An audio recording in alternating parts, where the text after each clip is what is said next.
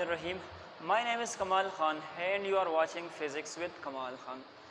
Students आज का जो लेक्चर है वो बड़ा इंटरेस्टिंग होने जा रहा है क्योंकि आज के लेक्चर में मैं आप लोगों के साथ डिस्कस करूंगा चैप्टर 3 के जो रिपीटेड एमसीक्यूज़ है जो कि एनएमडी कैट के टेस्ट में या नम्स के टेस्ट में 2020, 2019, 2018 में पूछे गए हैं, वो आज मैं आप लोगों के साथ डिस्कस करूंगा। तो इससे एक तो आप लोगों को ये होगा कि एक अंदाज़ा हो जाएगा कि एनएमडी कैट के टेस्ट में किस तरह के क्वेश्चंस पूछे जाते हैं। तो आपको एक अंदाज़ा भी हो जाएगा और आपके दिल में जो डर है एनएमडी कैट का वो भी थोड़ा सा कम हो जाएगा। ठीक है, तो स्टार्ट करते हैं आज के इस लेक्चर को एमसीक्यू नंबर 1 से, जो कि मैंने लिया है नम्स 2020 के टेस्ट से। The product of force and time is equal to dash.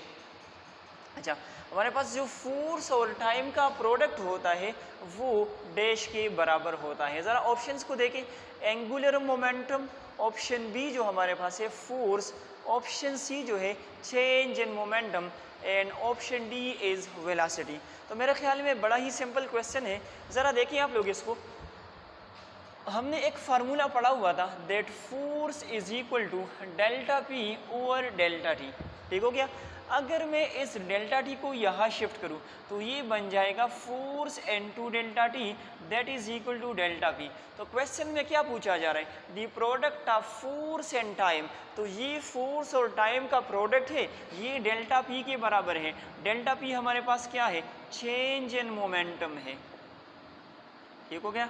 तो यहाँ पर जो है हमारे पास जो करेक्ट ऑप्शन है that is change in momentum. ठीक है, ऑप्शन सी। अच्छा, नेक्स्ट जो एमसीक्यू है वो भी नम्स 2020 से मैंने लिया है।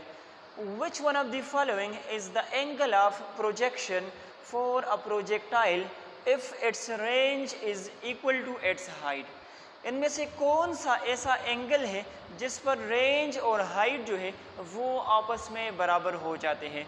तो इस तरह का क्वेश्चन जो प्रोजेक्टाइल मोशन का टॉपिक था उसमें भी मैंने डिस्कस किया था और मेरे ख्याल में मैंने सॉल्व किया था या फिर नहीं किया था, लेकिन ये आप लोगों का जो है एक कंसेप्चुअल क्वेश्चन है चैप्टर 3 के अंदर। लास्ट में जो एक्सरसाइज है तो उसमें भी ये क्वेश्चन आप लोगों से पूछा गया है कंसेप्चुअल क्वेश्चन की शक्ल में। तो चलिए खैर इसको सॉल्व करते हैं तो आपको अंदाज़ा हो जाएगा और मेरे ख्याल में आप लोगों ने गेस भी किया होगा कि कौन सा वाला करेक्ट ऑप्शन है। अच्छा, ज़रा क्वेश्चन को देखें। Which one of the following is the angle of projection for a projectile. Condition क्या है, if its range is equal to its height. अगर इसका रेंज और इसका हाइट आपस में क्या हो जाते हैं, इक्वल हो जाते हैं। तो यहाँ पर देखें range is equal to height, range और हाइट आपस में क्या है, इक्वल है। अच्छा, रेंज के लिए जो हम इक्वेशन यूज़ करते हैं that is V I square sine 2 theta divided by G. इसी तरह से हाइट ऑफ द प्रोजेक्टाइल के लिए जो हम इक्वेशन यूज़ करते हैं वो हमारे पास होता है V I square sine square theta divided by 2g। ठीक हो गया। मैंने क्या किया, पहले मैंने एक क्वेश्चन में जो गिवन कंडीशन है उसको मैंने लिखा, फिर रेंज और हाइट की जो इक्वेशंस है वो मैंने पुट किए। अब इसको सिंप्लीफाई करते हैं तो ये वाला जी इसके साथ कैंसिल हो जाएगा, इसी तरह से वी आई स्क्वायर इस वाली वी आई स्क्वायर के साथ कैंसिल आउट हो जाएगा। तो हमारे पास रिमेनिंग क्या है, sine 2 theta is equal to sine square theta divided by 2। ठीक हो गया। अच्छा, आप लोगों को पता होगा, आप लोगों ने पढ़ा है साइन 2 थीटा जो है वो असल में बराबर होता है 2 sine theta into cos theta. जब आप लोगों ने रेंज के लिए इक्वेशन आप लोग डिराइव कर रहे थे तो वहाँ पर आप लोगों का वास्ता इस फार्मूले के साथ पढ़ा होगा। तो 2 sine theta into cos theta और यहाँ पर है साइन स्क्वेयर थीटा, जिसको मैं यूँ लिख सकता हूँ sine theta into sine theta divided by 2। ठीक हो गया। अच्छा देखें, ये साइन थीटा इस साइन थीटा के साथ कैंसिल आउट हो जाएगा, तो यहाँ पर क्या बच जाएगा, 2 cos theta is equal to sine theta divided by 2 हमारे पास आ जाएगा। अब आगे हम क्या करेंगे, इस 2 को यहाँ शिफ्ट करें तो ये मल्टीप्लाई हो जाएगा, कोस थीटा को यहाँ शिफ्ट करें तो ये डिवाइड हो जाएगा, तो ये आ जाएगा 4 sign theta divided by cos theta. और आप लोगों को पता है साइन बाय कास जो है वो टेंजेंट के बराबर होता है। So tan theta is equal to 4। अच्छा, हमने क्या फाइंड करना है, हमने एंगल को निकालना है। तो मैं लिख सकता हूँ that theta is equal to tangent inverse of 4 हमारे पास आ जाएगा। अगर आप लोग इसको सिंप्लीफाई करोगे तो theta is equal to tangent inverse of 4 जो है वो कोई 75.9 समथिंग इसके बराबर होता है। अगर इसको हम राउंड ऑफ कर ले तो ये हमारे पास क्या बन जाएगा, 76 डिग्री हमारे पास ये बन जाएगा। तो जो करेक्ट ऑप्शन है दैट इज ऑप्शन डी, जो लास्ट वाला ऑप्शन है 76 डिग्री। ठीक है। अच्छा, नेक्स्ट जो एमसीक्यू है वो एनएमडीकेट 2020 से मैंने उठाया हुआ है। तो ये जो है Newton second is the unit of dash work power impulse, and option D जो है वो हमारे पास है टार्क। तो ज़रा देखें, Newton second is the unit of dash. अगर मैं यहाँ पर वही इक्वेशन दोबारा लिखूँ तो जो हमारे पास था क्या, F is equal to delta P over delta T, F is equal to delta P over delta T. अगर इसको मैं यहाँ शिफ्ट करूँ तो ये क्या बन जाएगा, force into time is equal to change in momentum. और आप लोगों ने एक टॉपिक पढ़ा हुआ है इम्पल्स, वहाँ पर हमने पढ़ा हुआ था कि जब भी मोमेंटम में चेंज आएगा एक शॉर्ट टाइम के अंदर तो इस चेंज इन मोमेंटम को हम कहते हैं इम्पल्स। तो इसका यूनिट अगर आप लोग देख लें, इसको हम मेजर करते हैं न्यूटन में, इसको हम मेजर करते हैं सेकंड में। तो न्यूटन सेकंड जो है वो चेंज इन मोमेंटम, लेकिन चेंज इन मोमेंटम का ऑप्शन तो यहाँ पर गिवन नहीं है। तो अगर ये चेंज हमारे पास शॉर्ट टाइम में आता हो तो उसको हम इम्पल्स कहते हैं। So this is actually the unit of impulse. Option C is the correct option. ठीक है। अच्छा, नेक्स्ट जो एमसीक्यू है वो है एनएमडीकेट 2020 का।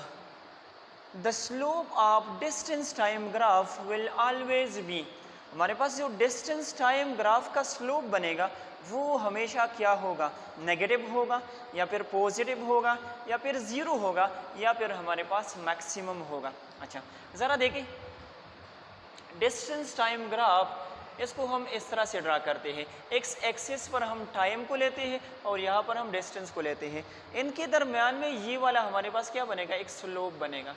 अभी आप लोगों से पूछा जा रहा है कि ये जो स्लोप होगा तो ये हमेशा नेगेटिव होगा या फिर हमेशा पॉजिटिव होगा या फिर हमेशा ज़ीरो होगा या फिर हमेशा हमारे पास क्या होगा, मैक्सिमम होगा। तो न तो ये ऑलवेज ज़ीरो होता है और न ही ये ऑलवेज हमारे पास मैक्सिमम होता है, डिपेंड करता है ग्राफ के ऊपर किस तरह का स्लोप आया है। तो हमारे पास ऑप्शंस बच जाते हैं नेगेटिव और पॉजिटिव। तो आप लोगों को पता है कि डिस्टेंस टाइम का जो हमारे पास स्लोप बनता है ये हमें क्या देता है, स्पीड देता है, क्योंकि स्लोप हमारे पास बराबर होता है delta Y divided by delta X. तो वाई एक्सिस पर हमारे पास क्या है, वहाँ पर डिस्टेंस है, यहाँ पर टाइम है, तो ये एक्चुअली स्पीड के बराबर होता है। ठीक हो गया। अब ये जो स्पीड है क्या ये नेगेटिव हो सकता है, बिल्कुल नहीं हो सकता। क्यों, क्योंकि ये तो हमारे पास एक स्केलर क्वांटिटी है। अगर मैं मज़ीद इसको सिंपल अल्फाज में बोलूँ तो स्पीड असल में बराबर होता है डिस्टेंस डिवाइडेड बाय टाइम के। तो क्या डिस्टेंस हमारे पास नेगेटिव हो सकता है? अगर मैं आप लोगों से कहूँ कि यहाँ से लेकर मेरे घर तक का डिस्टेंस जो है वो -10 किलोमीटर है, तो क्या ऐसा पॉसिबल है? या अगर मैं आप लोगों से कहूँ कि जब मैं घर जाता हूँ तो इस दौरान जो टाइम लगता है वो -10 मिनट का होता है। तो अगर डिस्टेंस माइनस नहीं हो सकता, अगर टाइम हमारे पास नेगेटिव नहीं हो सकता, तो स्पीड पर किस तरह से हमारे पास नेगेटिव होगा? ठीक हो गया। तो ये जो स्पीड है, या अगर मैं कहूँ हमारे पास जो स्लोप है डिस्टेंस टाइम ग्राफ का, ये हमारे पास ऑलवेज पॉजिटिव होगा। ठीक हो गया। ये हमारे पास हमेशा के लिए क्या होगा, पॉजिटिव होगा। So the correct option is option B, positive. अच्छा, बढ़ते हैं नेक्स्ट एमसीक्यू की तरफ, जो कि है एनएमडीकेट 2020 का। If you drop an object it's initial velocity is zero. Question को समझे, हम एक ऑब्जेक्ट को ड्रॉप करते हैं और इसकी जो इनिशियल वेलोसिटी है वो हमारे पास कितनी है, जीरो के बराबर है। How far will it fall of its maximum value. तो ये कितने वैल्यू तक नीचे गिरेगा, कितने वैल्यू तक ये नीचे फॉल करेगा। अच्छा, ज़रा देखते हैं, इसको सॉल्व करते हैं। आपके जो ऑप्शंस हैं आपको गिवन है, ऑप्शन ए है 9.8 t² ऑप्शन बी जो है 4.9 टी स्क्वेयर, ऑप्शन सी जो है 0.49 T square and option D 98 T square. Answer को गेस करें और फिर यहाँ देखें, इसको हम सॉल्व करते हैं। How far will it fall, इसका मतलब ये है कि ये नीचे की तरफ कितना गिरेगा, मीन ये कितना डिस्टेंस ट्रेवल करेगा। तो अगर बात डिस्टेंस की आ जाए तो फिर हमारे पास फर्स्ट इक्वेशन ऑफ मोशन जो है उसको हम यूज़ नहीं कर सकते। ठीक हो गया। अच्छा, इसके बाद चूंकि यहाँ पर टाइम गिवन है, तो अगर ऑप्शंस में आपको टाइम गिवन है तो इसका मतलब ये हुआ कि हम थर्ड इक्वेशन ऑफ मोशन को भी यूज़ नहीं कर सकते। तो बाकी हमारे पास बच गया सेकंड इक्वेशन ऑफ मोशन, तो वो आप लोगों को पता है, वो बराबर होता है S is equal to V I T plus half A T square. ठीक हो गया। और आप लोगों को पता है जब बॉडी फ्रीली फॉलिंग कर रही हो तो तब ये एक्सेलरेशन जो है ये ग्रेविटेशनल एक्सेलरेशन के बराबर हो जाता है। So S is equal to V I T plus half G T square. इसी इक्वेशन को हम यूज़ करेंगे और जो क्वेश्चन में गिवन कंडीशन है उसी को हम अप्लाई करेंगे। ठीक हो गया। इक्वेशन का तो मेरे ख्याल में आप लोगों को पता चल गया होगा कि हम क्यों सेकंड इक्वेशन ऑफ मोशन को यहाँ पर यूज़ कर रहे हैं। अच्छा, यहाँ पर कह रहे हैं जब हम इसको ड्रॉप करते हैं तो इसकी इनिशियल वेलोसिटी जो है वो ज़ीरो होती है। तो अगर इसको मैं ज़ीरो पुट करूँ so S is equal to zero into T plus half G T square आ जाएगा। इसको मल्टीप्लाई करें सो ये हमारे पास ज़ीरो आ जाएगा, तो मैं डायरेक्टली लिख सकता हूँ हाफ जी टी स्क्वेयर। अच्छा, अब जी की वैल्यू कितनी है, तो हमें पता है जी की वैल्यू जो है वो 9.8 और ये टी स्क्वेयर अपनी जगह पर। इसको ज़रा सिंप्लीफाई करें, तो अगर इसको मैं सिंप्लीफाई करूँगा, इसको 2 से डिवाइड करूँगा, तो ये हमारे पास आ जाएगा एस इज इक्वल टू 4.9 और यहाँ पर आ जाएगा टी स्क्वेयर। तो ये कितना डिस्टेंस ट्रेवल करेगा, ये 4.9 टी स्क्वेयर का डिस्टेंस ट्रेवल करेगा। So option B is the correct option. ठीक हो गया। अच्छा, बढ़ते हैं नेक्स्ट एमसीक्यू की तरफ जो कि है एमडी कैट 2019 का। For projectile motion in the absence of air resistance, हमारे पास प्रोजेक्टाइल मोशन है, अगर हम एयर रेजिस्टेंस को नेग्लेक्ट करते हैं, एयर रेजिस्टेंस हमारे पास एब्सेंट हो जाए तो फिर क्या होगा, वर्टिकल स्पीड इज कांस्टेंट। क्या वर्टिकल स्पीड हमारे पास कांस्टेंट होगा? बिल्कुल नहीं होगा, क्योंकि वर्टिकल स्पीड में जो चेंज आता है वो एयर रेजिस्टेंस की वजह से नहीं आता, बल्कि फोर्स ऑफ ग्रेविटी की वजह से आता है। तो अगर एयर रेजिस्टेंस को हम नेग्लेक्ट भी करें तब भी फोर्स ऑफ ग्रेविटी तो मौजूद होगा ना, तो वहाँ पर जो वर्टिकल स्पीड है वो कांस्टेंट नहीं हो सकता। ठीक हो गया। अच्छा, नेक्स्ट जो ऑप्शन है हॉरिजेंटल फोर्स इज कांस्टेंट, बिल्कुल भी नहीं, कांस्टेंट नहीं होगा। हाँ, अगर ये इस तरह से गिवन होता कि horizontal force will be zero तो तब किसी न किसी हद तक ये बात सही थी, लेकिन यहाँ पर चूंकि कांस्टेंट का ऑप्शन गिवन है तो ये हमारे पास ज़्यादा प्रॉपर नहीं है। अच्छा, वर्टिकल एक्सेलरेशन इज ज़ीरो, क्या वर्टिकल एक्सेलरेशन ज़ीरो होगा? बिल्कुल नहीं होगा, क्योंकि वर्टिकल एक्सिस पर तो ग्रेविटी एक्ट कर रही है और उस वहाँ पर चूंकि फोर्स मौजूद है तो एक्सेलरेशन ज़ीरो नहीं हो सकता। लास्ट जो ऑप्शन है हॉरिजेंटल एक्सेलरेशन इज ज़ीरो, तो ये वाला हमारे पास क्या है, करेक्ट ऑप्शन है। ज़रा आप लोग इसको देखें, ये हमारे पास है प्रोजेक्टाइल मोशन। ठीक है, अगर हम देखें वर्टिकल स्पीड, तो जब ये बॉडी समिट पॉइंट की तरफ जाएगी तो इसका वर्टिकल स्पीड डिक्रीज होता जाएगा, और जब समिट से ये टारगेट पॉइंट की तरफ जाएगी तो फिर इसका स्पीड, वर्टिकल स्पीड वो जो है वो इंक्रीज होता जाएगा। अच्छा, सेकंड जो है हॉरिजेंटल फोर्स इज कांस्टेंट, तो अगर हॉरिजेंटल फोर्स कांस्टेंट होता तो फिर एक्स एक्सिस पर हमारे पास यूनिफॉर्म एक्सेलरेशन प्रोड्यूस होता, जबकि हमारे पास प्रोजेक्टाइल मोशन के अंदर सिर्फ और सिर्फ एक ही एक्सेलरेशन होता है जिसको हम ग्रेविटेशनल एक्सेलरेशन बोलते हैं। तो हॉरिजेंटल एक्सिस पर कोई एक्सेलरेशन नहीं होता, तो ये वाला भी सही नहीं है।